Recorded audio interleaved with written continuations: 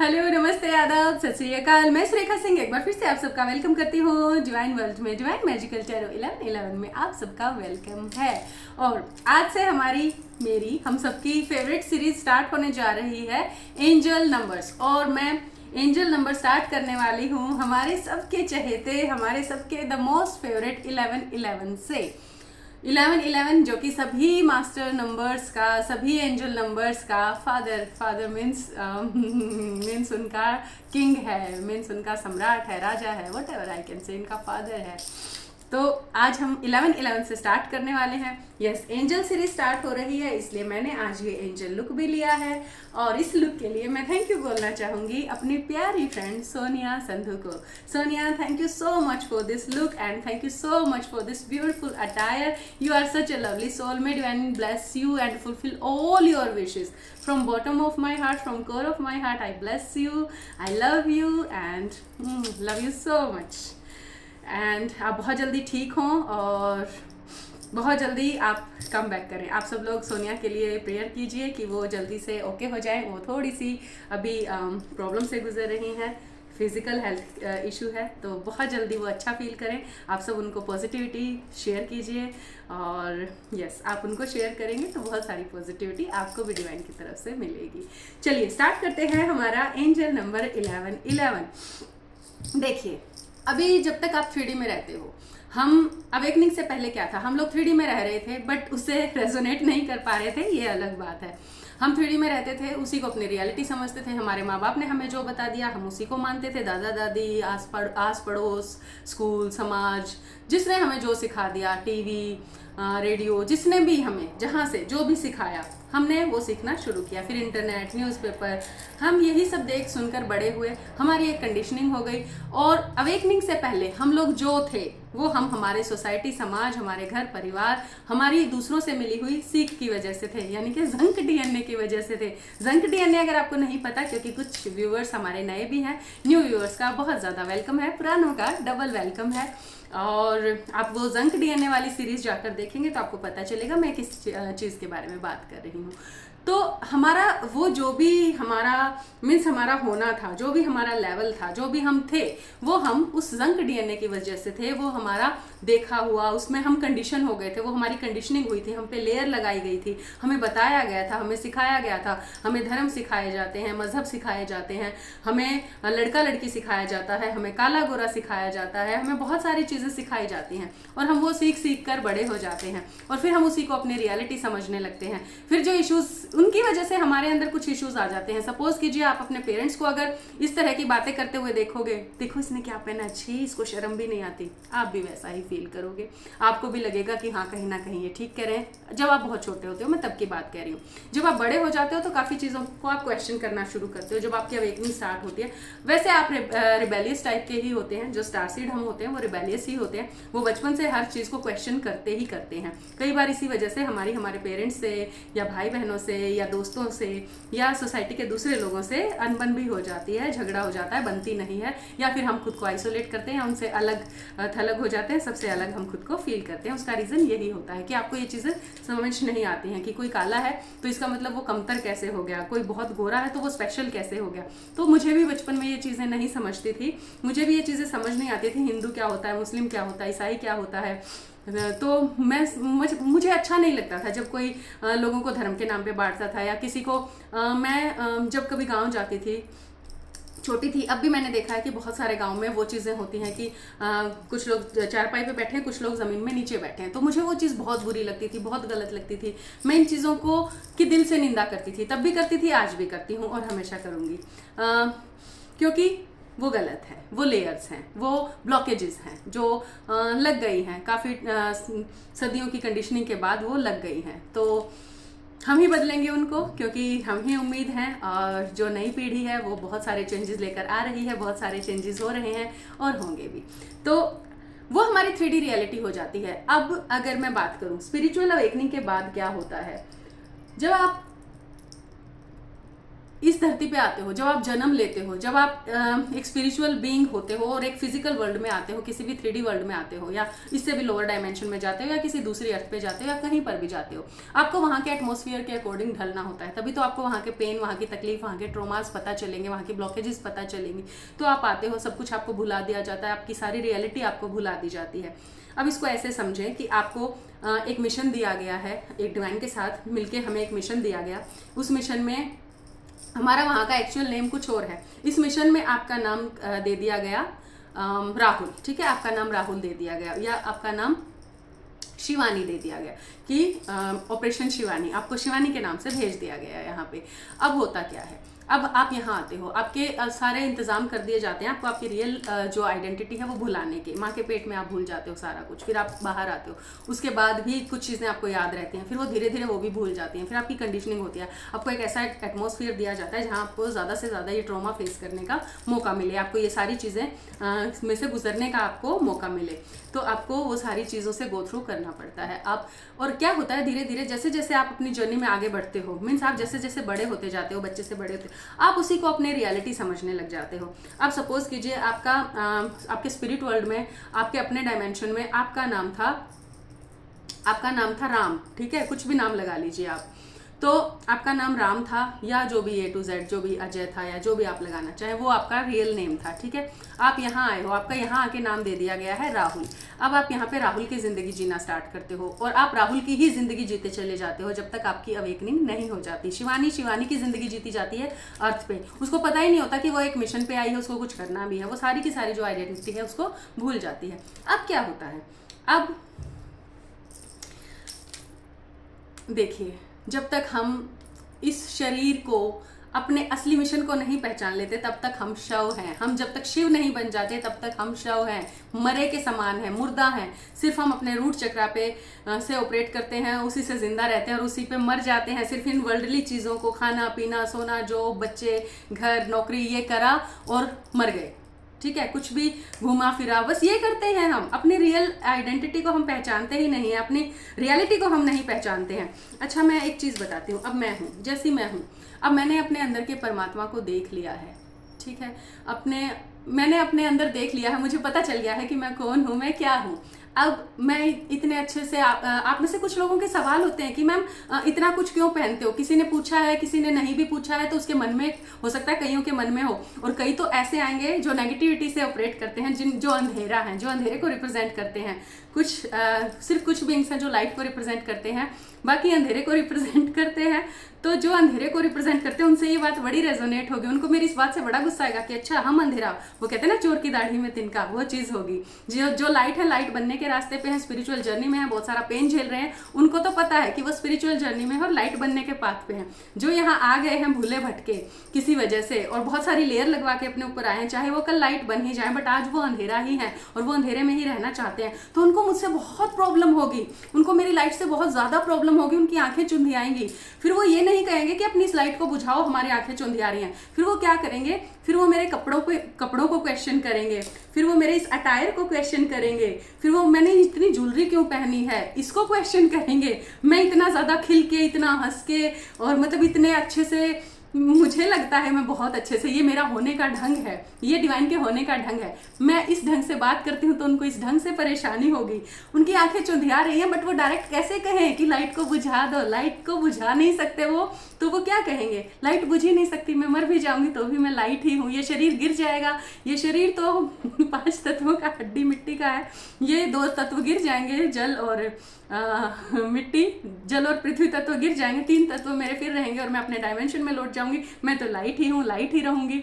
तो भैया वो लाइट बुझेगी नहीं, तो आप क्या करते हो, दूसरी चीजें पकड़ते हो, ये तो बहुत महंगे कपड़े पहनती हैं, ब्रांडेड कपड़े पहनती हैं, क्या स्पिरिचुअलिटी। अगर आप अपनी स्पिरिचुअलिटी को भी बांधना चाहते हो, अगर आप डिवाइन को भी बांधना चाहते हो, अब हर पेड़ एक जैसा नहीं है, हर फूल एक जैसा नहीं है, आप अपनी पेंटिंग करना चाहते हो तो आपकी पेंटिंग आपके जैसी होगी। अब आप अपनी पेंटिंग में मुझे फिट करना चाहोगे और मुझे कहोगे कि ऐसे कपड़े मत पहनो, इतना मत हंसो, इतनी आंखों में चमक मत रखो, इतना प्यार से मत बोलो, हैं, इतनी ओवर एक्टिंग मत करो, माय गुडनेस, तो ये कैसे पॉसिबल है, how is it possible, no it's not, because मैं हूँ। अब मुझे पता चल गया है मेरे अंदर परमात्मा है, तो मैं कैसे उसको ना सजाऊं? अब मैं अपने परमात्मा को कैसे सजाऊं? मुझे तो यही सवाल खाया जाता है, मुझे तो यही चिंता लगी रहती है कि आज कैसे सजाऊं। आज हम घर में रखते हैं ना लड्डू गोपाल को, हम उनको भी डेली डेली नई ड्रेस पहनाते हैं, उनको सजाते हैं मंदिर में कि क्या करें, इन पे क्या चढ़ाएं, इनको क्या खिलाएं। मुझे भी ऐसा ही रहता है कि मैं खुद को कैसे सजाऊं, मैं क्या गहने पहनाऊं, मैं क्या कपड़े पहनाऊं, क्योंकि मुझे पता है ये मंदिर है, इस मंदिर में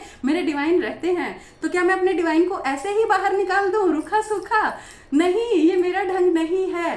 किसी का परमात्मा होगा रूखा सूखा, होगा सिंपल, होगा वो फकीरों वाला लिबास। हो सकता है किसी दिन मैं वो पहनूं, अगर मेरे परमात्मा का मन हुआ वो पहनने का तो मैं उनको वो जरूर पहनाऊंगी। अगर वो मुझे कहेंगे, जो उनका मन होता है पहनने का मैं उनको वही पहनाती हूँ, उनको जो अच्छा लगता है मैं वही करती हूँ, मैं उसमें कोई बाधा नहीं डालती हूँ, बल्कि मैं तो जुट जाती हूँ कि मैं अब कहाँ से क्या करूँ, कैसे उनकी विश पूरी करूँ, मैं क्या कर सकती हूँ इसके लिए, क्योंकि मुझे ये मौका मिला है। और मैं तो इस मौका मिलने से, इस प्रिविलेज से मरी चली जाती हूँ कि मुझे कहा, मुझसे कुछ बोला, क्योंकि हाथ पैर इस 3D में तो इस बॉडी का यूज करना ही पड़ेगा ना, बोलने के लिए जबान चाहिए होगी, सारे ऑर्गन, सारे जो माउथ ऑर्गन है उनका यूज होगा ही।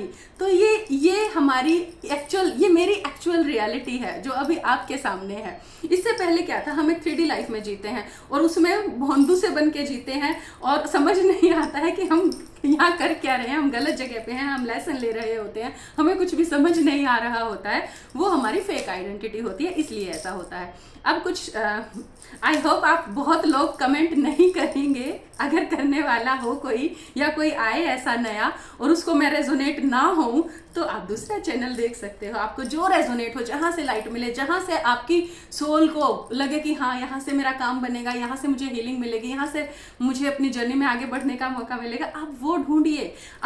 आप किसी को जाके कहीं पे उसके घर पे ब्लेम मत करिए, तुम ऐसे क्यों रहते हो, तुम तो आप अपने घर में एक दुनिया बनाइए, उसमें आप कमल को गुलाब बनाइए, आप उसको गेंदा बनाइए, वो आपकी मर्जी है, वो आपकी दुनिया होगी। मैं कैसे खिलूंगी, मैं कैसे खेलूंगी, वो मेरे अंदर का परमात्मा जानता है, उससे उसी को डिसाइड करने दीजिए। जजमेंटल ना होइए। अगर आप किसी को उसके कपड़ों से जज करते हो, उसके अटायर से, उसकी खुशी से, उसके होने के ढंग से आप उसको जज करते हो, तो मीन्स मैं क्या ही बोलूं, मीन्स आप अपनी अलग दुनिया बसाए हुए हो कहीं जिसमें और कोई फिट नहीं हो रहा है। मीन्स आपका हार्ट चक्रा ब्लॉक्ड है, आप बहुत ज्यादा रिजिड हो, आप बिल्कुल भी खिलना नहीं चाहते हो, खुलना नहीं चाहते हो, बल्कि आप सबको अपने जैसा बना लेना चाहते हो, जो कि बिल्कुल पॉसिबल नहीं है। जितना वाइब्रेंट ये संसार होगा, जितने ज्यादा इसमें कलर होंगे, जितनी ज्यादा वैरायटी होगी, परमात्मा हर किसी के अंदर अलग रूप में खिलेगा। मुझ में ऐसे ही खिला है तो मेरा ऐसे ही रहेगा, और जो वो मुझसे अंदर से बोलेगा, जो वो मुझ में से निकलेगा, जैसे वो खिलना चाहेगा, मैं उसमें कोई रुकावट नहीं डालूंगी।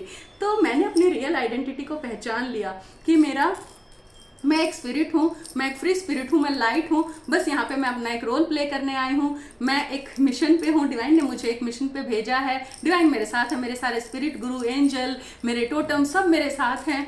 तो मुझे पता चल गया, और ये क्या हुई, ये मेरी अवेकनिंग हुई। अब हम बात करते हैं 11-11। चलिए अब पॉइंट पे आते हैं। ये सारा इतना सब कुछ जो मैंने बताया है, आई होप इससे बहुत सारी अब आप रेजोनेंसी कर पाएंगे। देखिए, जब आप यहाँ आते हो, सारी जो अपनी रियल आइडेंटिटी उसको भूल जाते हो, आप ये फॉल्स आइडेंटिटी यहाँ राहुल बन के जीना शुरू करते हो, और फिर खुद को राहुल ही समझते हो, और फिर आपके साथ राहुल के साथ जो चीजें होती हैं वो आपको रियल लगनी शुरू हो जाती है। जैसे राहुल की लाइफ में कोई लड़की आई है, उसने उसको प्यार दिया, या कोई लड़की है शिवानी, उसकी लाइफ में कोई लड़का है, उसने उसे प्यार दिया, उसके उसके अटैचमेंट के, उसके कोडिपेंडेंसी के, उसके नीडीनेस के, उसके डिजायर के, उसके ग्रीड के, उसके जेलेसी की इश्यूज उसको दिखाए, और वो उसी को रियलिटी समझ रही है और उसमें रो रही है। अब आप मुझे बताइए, जब डिवाइन ऐसा देखते हैं, एंजल ऐसा देखते हैं, तो आपको नंबर दिखाना शुरू करते हैं, और वो नंबर कौन सा होता है? 11-11। यस, यही होता है 11-11 का सिग्निफिकेंस। पहली बार जब आप 11-11 देख रहे होते हो तो उसका मतलब ये होता है, भाई राहुल जाग जा, तू यहाँ राहुल है, तू रियल में राहुल नहीं है।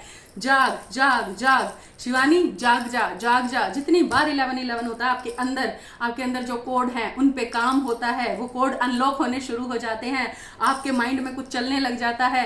जब आपके अंदर से वो कोड अनलॉक होने शुरू होते हैं, जो लॉक लगे हैं, जो आपने लेयर लगाई है, जो ब्लॉकेजेस हैं, वो जब खुलनी शुरू होती हैं, फिर आपको 11-11 दिखता है, फिर आपके अंदर बेचैनियां होती हैं, आपकी कुंडलिनी राइज होती है, आपकी ब्लॉकेजेस निकलनी शुरू होते हैं, आपके चक्रास एक्टिव होने शुरू होते हैं, और आप एकदम से पागल हो जाते हो।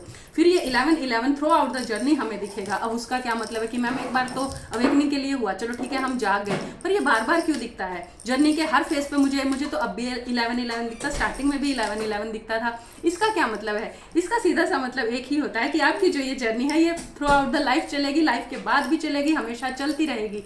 यहाँ पे डिवाइन का हमसे बात करने का तरीका है 11-11, यहाँ का कोड यही है, यहाँ के ताले में यही चाबी फिट होती है। तो आपको हर लेवल पे 11-11 दिखेगा। जहां भी डिवाइन को आप अपने रास्ते से थोड़ा हटते दिखोगे या बिल्कुल सही चलते दिखोगे, वो आपको 11-11 दिखाएंगे ही दिखाएंगे। जब आप एक लेवल क्रॉस कर लेंगे, एक लेवल पार कर लेंगे, एक लेवल को अचीव कर लेंगे, तब आपको दोबारा 11-11 दिखेगा, दूसरा ताला खोलने के लिए, दोबारा से आपकी नेक्स्ट स्टेप के लिए, अगली सीढ़ी आपको चढ़ाने के लिए कि हाँ जागो, अब इसको छोड़ो, अब दूसरी सीढ़ी चढ़ो, क्योंकि आप एक सीढ़ी चढ़ के उसी पे बैठ जाना चाहते हो। पता है क्या होता है, स्टार्टिंग में जब जैसे ही हम अवेकन होना स्टार्ट होते हैं, एक स्पिरिचुअल ईगो पकड़ता है। इस पे वीडियो हम कल बनाएंगे। एक बार स्पिरिचुअल ईगो पे वीडियो बनानी जरूरी है, इसके बाद हम बाकी सारे एंजल नंबर ले लेंगे, जितने भी एंजल नंबर हैं हम सब लेंगे। A to Z को मैं एक्सप्लेन करूंगी, सारे के सारे एंजल नंबर को, कि कब कौन सा नंबर दिखता है तो उसका क्या सिग्निफिकेंस होता है। तो सबसे पहले एंजल नंबर का मतलब ही ये होता है कि यूनिवर्स हमसे कम्युनिकेट कर रहा है, डिवाइन हमसे कम्युनिकेट कर रहे हैं, हमारे एंजल, स्पिरिट, गुरु, गाइड, टोटम सब हमसे कम्युनिकेट करने की कोशिश कर रहे हैं। तो आपको एंजल नंबर, आपको सिंक्रोनिसिटी, आपको बटरफ्लाई, आपको बहुत सारे एंजल, उनके नेम, पता नहीं क्या क्या दिखता है थ्रू आउट द जर्नी के अलग अलग फेज पे आपको अलग अलग चीजें दिखाई देनी शुरू हो जाती हैं। और कभी कभी आप उनको देख लेते हो और कभी आप उनको इग्नोर भी कर देते हो।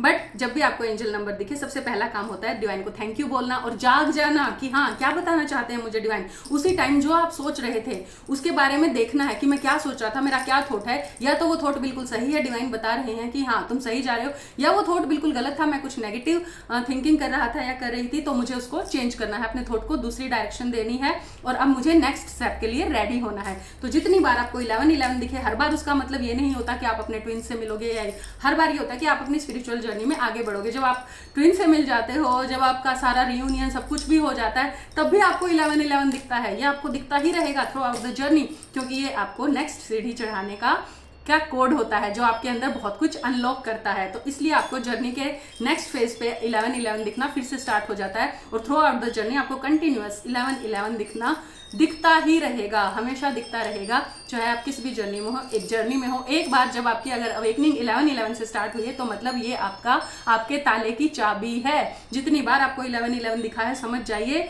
एक बार फिर से चाबी घुमा दी गई है एक दूसरी सीढ़ी पे चढ़ाने के लिए। दूसरा लेवल अनलॉक कर दिया गया है। हम गेम खेलते हैं ना, उसमें लेवल अनलॉक होते हैं, हम अचीव कर लेते हैं, फिर दूसरा लेवल, फिर तीसरा लेवल, फिर फोर्थ लेवल।